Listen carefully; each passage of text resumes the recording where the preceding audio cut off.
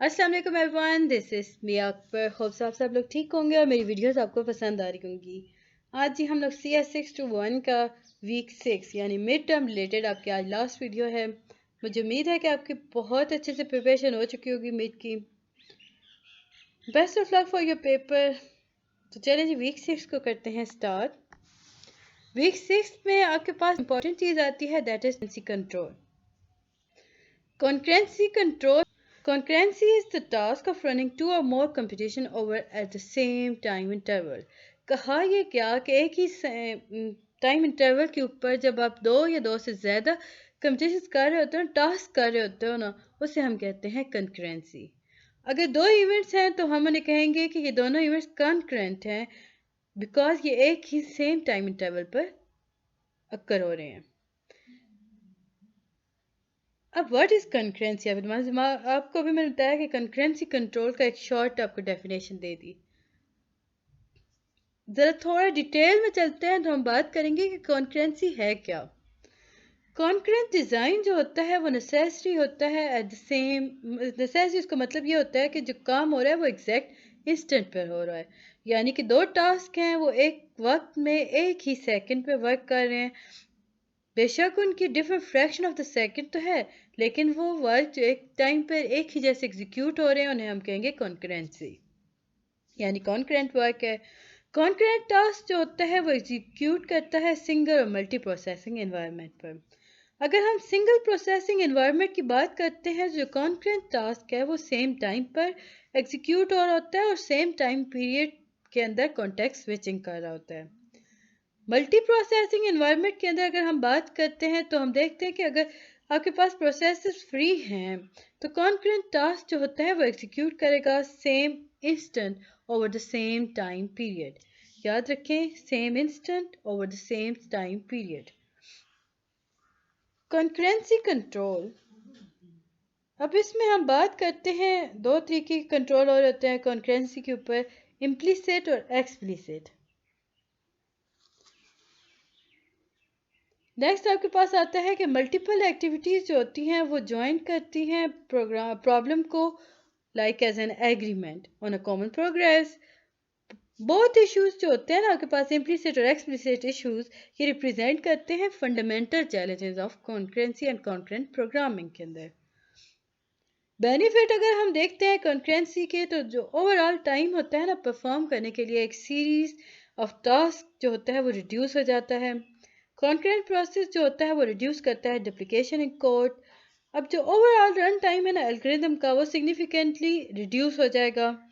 Concurrency control जो होता है वो इंक्रीज करता है scalability of parallel and distributed computing system की। रिडेंसी जो होती है वो सिस्टम को मोर रिलायबल बना देती है। ये सारे इसके बेनिफिट्स थे और आपको कोई से 3 बेनिफिट्स आने चाहिए। सिंपल सा बेनिफिट है कि वो time perform series of time को रिड्यूस कर देगा, डुप्लीकेशन ऑफ कोड ख़त्म कर देगा, और रिडेंसी जो इसके अंदर मौजूद होती है वो सिस्टम को मोर रिलायबल बना देती है। इसके बाद ही आपके पास इंपॉर्टेंट जो आता है वो अचीविंग कॉन्करेंसी आता है। पहले प्रोग्रामिंग और डिस्ट्रीब्यूटेड प्रोग्रामिंग जो होती है, ये दो बेसिक अप्रोच हैं अचीविंग कॉन्करेंसी की। पहले प्रोग्रामिंग टेक्निक जो है ये आपको असाइन करती है work. A work of program has two or more processor within a physical a single virtual computer। यानी कि पहले प्रोग्रामिंग टेक्निक के अंदर आप आसानी से काम कर सकते हो दो या दो से ज़्यादा प्रोसेसर्स को यूज़ करते हुए। अब ये जो प्रोसेसर्स होते हैं या तो ये सिंगल फिजिकल या सिंगल वर्चुअल कंप्यूटर्स होंगे। डिस्ट्रीब्यूटेड कंप्यूटिंग के अंदर अगर हम देखें ना, तो हमें पता चला कि डिस्ट्रीब्यूटिंग प्रोग्रामिंग टेक्निक जो होती हैं ये असाइन करती हैं वर्क को दो या दो से ज़्यादा प्रोसेसेस के अकॉर्डिंग। अब यहाँ भी थोड़ा सा डिफरेंस लाया गया कि अब ये जो प्रोसेस है ये may not exist on the same computer, यानी कि सेम कंप्यूटर पे ये वर्क नहीं करते। पैरेलल पे हमने बात की कि वो सिंगल फिजिकल कंप्यूटर पे वर्क कर रहा होगा या सिंगल वर्चुअल कंप्यूटर पे होगा। डिस्ट्रीब्यूटेड के अंदर हमने देखा कि वो एग्जिस्ट तो कर रहा है बट वो सेम कंप्यूटर पे एग्जिस्ट नहीं करता। अब जो पहले एप्लीकेशंस होती हैं ना, वो प्रोग्राम को डिवाइड कर देती हैं 4 टास्क पर। हर टास्क जो होता है वो एग्जीक्यूट करता है सेपरेट प्रोसेसर को। अब जो ईच टास्क है वो सिमल्टेनियसली वर्क कर रहा होगा। यानी कि वो एग्जीक्यूट हो रहा होगा, और ये जो टास्क होते हैं ये इम्प्लीमेंट किए जाते हैं प्रोसेस या थ्रेड की मदद से। अब ये आपको इस डायग्राम की डेफिनेशन यहाँ बताई गई थी, सो ये इतनी इंपॉर्टेंट नहीं थी। आगे बढ़ते हैं। आगे बढ़ने से पहले काइंडली मेरे चैनल को लाइक और सब्सक्राइब ज़रूर कर दें। वीडियो पसंद आती है तो कमेंट करें, नहीं आती तो भी बता दिया करें ताकि मैं इससे बेहतर कर सकूँ उसे। आपके पास ये आता है सबसे पहले कॉन्करेंसी कंट्रोल के अंदर मॉडल ऑफ प्रोग्रामिंग कॉन्करेंसी। अब मॉडल ऑफ प्रोग्रामिंग कॉन्करेंसी के अंदर हमने बात की कि Van Roy introduce 4 main approach for programming concurrency. अब उसने 4 मेन अप्रोच कौन कौन सी दी थी? उसने कहा था कि सिक्वेंशियल प्रोग्रामिंग होगा, डिक्लेरेटिव कॉन्करेंसी होगी, मैसेज पासिंग कॉन्करेंसी होगी और शेयर स्टेट कॉन्करेंसी होगी। सिक्वेंशियल प्रोग्रामिंग होगी, डिक्लेरेटिव कॉन्करेंसी होगी, मैसेज पासिंग कॉन्करेंसी होगी, शेयर्ड कॉन्करेंसी होगी। ये भी आपको शॉर्ट क्वेश्चन आया हुआ था। अब सिक्वेंशियल कॉन्करेंसी है क्या, या सिक्वेंशियल प्रोग्रामिंग क्या है? ये डिटर्मिनिस्टिक प्रोग्रामिंग मॉडल होता है, इसमें कॉन्करेंसी नहीं यूज़ हो रही होती। ये स्ट्रॉन्गेस्ट फॉर्म है, यानी कि इसमें आप total number of all operation of the program को इंक्लूड कर रहे होते हैं। वीकर फॉर्म जिसकी जो है उसमें हम क्या करते हैं, हम उसमें डिटर्मिनिस्टिक बिहेवियर को देख रहे होते हैं। इसके बाद ही आपके पास आता है डिक्लेरेटिव कॉन्करेंसी। डिक्लेरेटिव प्रोग्रामिंग जो है ये एक ऐसे प्रोग्रामिंग मॉडल है जो कि फेवर करता है implicit control flow of computations का। कंट्रोल फ्लो जो होता है ये डिस्क्राइब डायरेक्टली नहीं किया जाता। ये जो होता है या तो ये result of computation logic of the program होगा। अब जो डिक्लेरेटिव कॉन्करेंसी मॉडल होता है ना, ये एक्सटेंड करता है डिक्लेरेटिव प्रोग्रामिंग मॉडल को कि वो अलाउ करे मल्टीपल फ्लो ऑफ एग्जीक्यूशंस को। इसके बाद ही मैसेज पासिंग कॉन्करेंसी है। ये वो मॉडल है प्रोग्रामिंग स्टाइल का जो कि अलाउ करता है concurrent activities to communicate via message. Generally होता क्या है कि ये अलाउ करता है फॉर्म ऑफ इंटरेक्शन को बिटवीन एक्टिविटीज। अगर ऐसा ना करे तो ये कम्प्लीटली आइसोलेटेड हो जाता है। इसके बाद ही आप शेयर्ड स्टेट कॉन्करेंसी को देखते हैं, तो शेयर्ड स्टेट कॉन्करेंसी जो है ये एक्सटेंड करती है प्रोग्रामिंग मॉडल को, वे multiple activities are allowed to access content resource and states. Memory hatchery.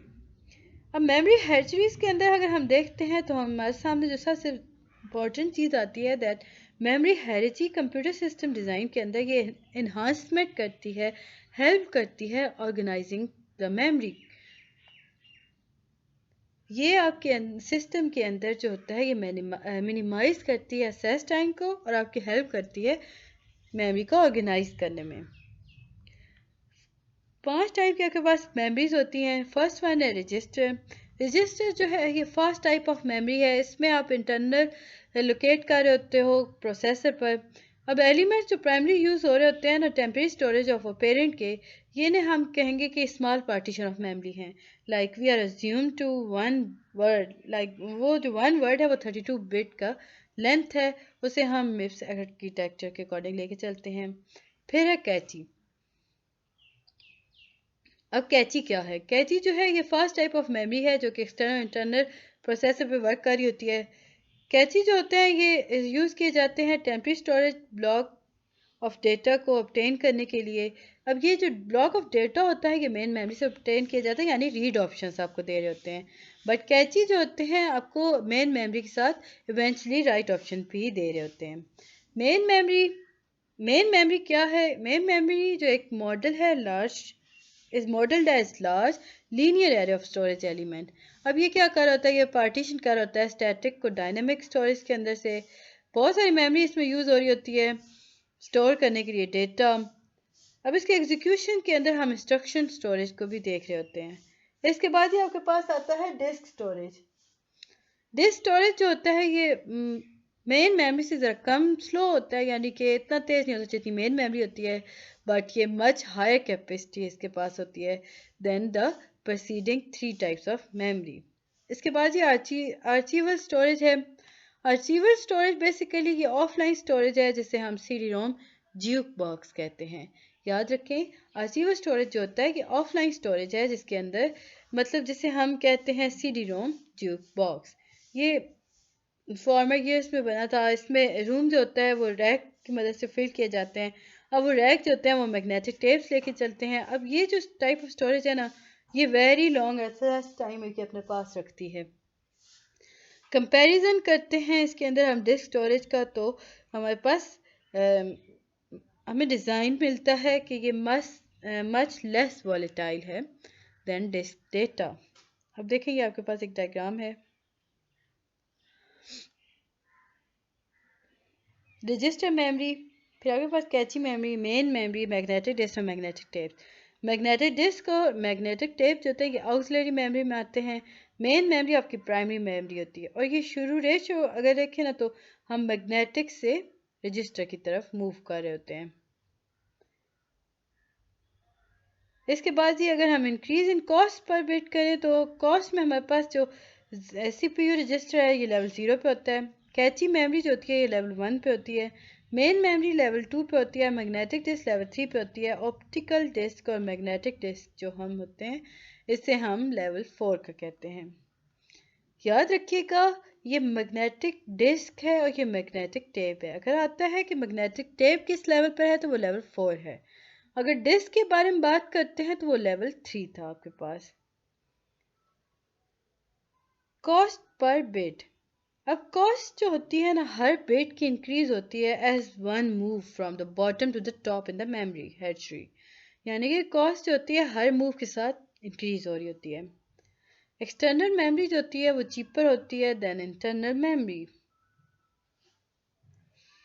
इसके बाद हमारे पास इंपॉर्टेंट चीज़ आती है, वो दो पैरामीटर्स हैं और ये मेमोरी सिस्टम परफॉर्मेंस के दो पैरामीटर्स हैं। फर्स्ट है लेटेंसी, सेकंड है बैंडविड्थ। बैंडविड्थ और लेटेंसी, अब लेटेंसी है क्या? ये एक ऐसा टाइम है जो कि आप इशू करते हो मेमोरी को। मेमोरी इस टाइम में क्या करती है, रिक्वेस्ट भेजेगी डेटा के लिए कि डेटा अवेलेबल है प्रोसेसर को या नहीं। बैंडविड्थ क्या करती है, ये वो प्रोसेस है जिसके अंदर पंप किया जाता है data to the processor by the memory system. Proper अगर इसकी वर्डिंग अगर हम देखेंगे तो latency, it is the time from the issue of memory request to the time the data is available at the processor. Bandwidth is the rate at which data can be pumped to the processor by the main memory. इसके बाद ये आपके पास examples आ गई। Example आपके paper में नहीं आती। Improving affective memory रिटेंसी using कैची, ये आपके पास इंपॉर्टेंट टॉपिक आ गया। कैची जो होते हैं जैसे कि हमने देखा अभी कि वो स्मॉल और फास्ट मेमोरी एलिमेंट्स होते हैं और ये पाए जाते हैं between the processor and RAM. अब जो मेमोरी एक्ट कर रही होती है ना लो लेटेंसी की, उसकी हाई बैंडविड्थ स्टोरेज होती है। याद रखिएगा जिस मेमोरी के पास लो लेटेंसी होती है उसकी हाई बैंडविड्थ स्टोरेज होती है।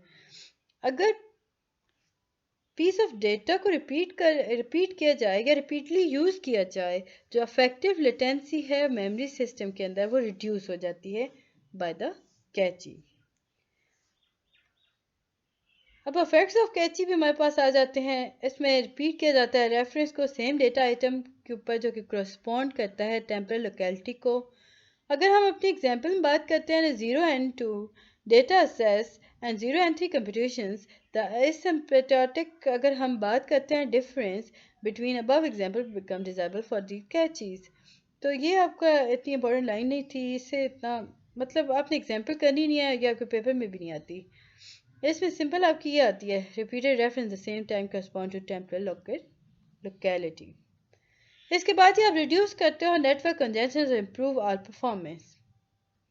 अगेन आपके पास एग्जांपल है, तो एग्जांपल आप आंखें बंद करके बंद छोड़ दीजिएगा क्योंकि ये आपके पेपर में कभी भी नहीं आती। अच्छा, मेमोरी जो बैंडविड्थ होती है ना, ये बैंडविड्थ ऑफ मेमोरी बस से डिटरमिन होती है और इसे मेमोरी यूनिट के तौर पर भी यूज़ किया जाता है।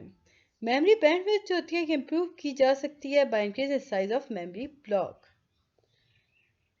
अफेक्ट्स देखें तो हमारे पास ये दो आते हैं कि दो केसेस हमारे पास आए। हमने अगर आपको 4 एलिमेंट्स दिए गए हैं ना किसी भी वेक्टर के, तो आपके पास 2 असेस आएंगी। अब जो करस्पॉन्ड ऑफ फ्लॉप होता है एवरी 25 ns, तो उसकी पीक स्पीड क्या होगी 40 m फ्लॉप। ये इम्पोर्टेंट टू नोट कि increasing block data does not change latency of the system. याद रखिएगा, increasing block size does not change latency of the system. तो ये था जी आपका वीक 6 मिड टर्म की लास्ट वीडियो। मुझे उम्मीद है कि आपको समझ और पसंद आई होगी। मिलते हैं नेक्स्ट वीडियो में, तब तक के लिए अल्लाह हाफिज।